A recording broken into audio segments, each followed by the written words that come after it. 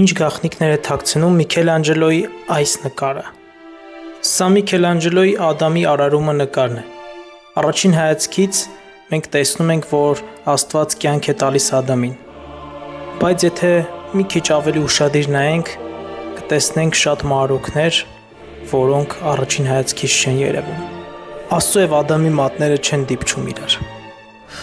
Կարծես նրանց բաժանում է ընդամենը մի քանի սանտիմետր։ Եվ այդ փոքր տարածությունն է, որ դարձել է աշխարհի ամենախորհրդանշական պատկերներից մեկը։ Նայեք նրանց ձեռքերին։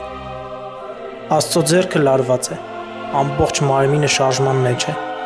Նա ամբողջ ուժով ձգվում է դեպի մարդը։ Իսկ Ադամը լրիվ հակառակն է։ Նրա մարմինը հանգիստ է, ձեռքը թուլացած։ Նա չի ձգվում դեպի Աստված նույն ուժով։ Սա պատահական չէ։ Շատ արվեստաբաններ կարծում են, որ Միքելանջելոն ցանկացել է ցույց տալ մի խորը ճշմարտություն։ Աստված միշտ առաջինն է մոտենում մարդուն, բայց վերջին փոքր քայլը պետք է անի հենց մարդը։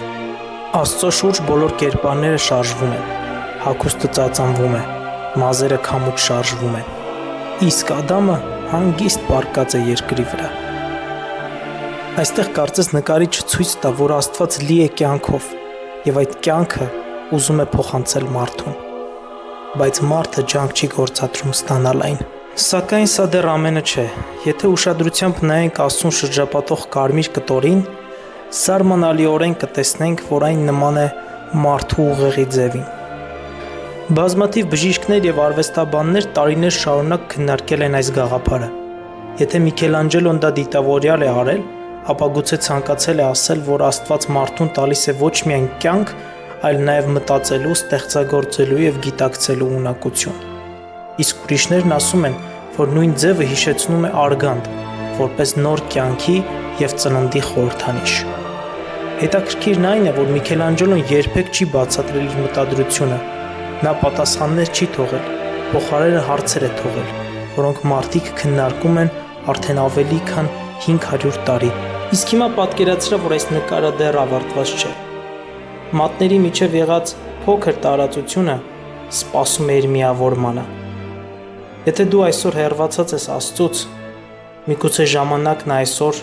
փոխես այս նկարը։ Ոչ թե վրձնով, այլ հենց քո ընտրությամբ։ Եթե հավանեցիր այս վերլուծությունը, ապա հետևիր իմ էջին, կիսվիր այն քո ընկերների հետ եւ թող քո մեկնաբանությունը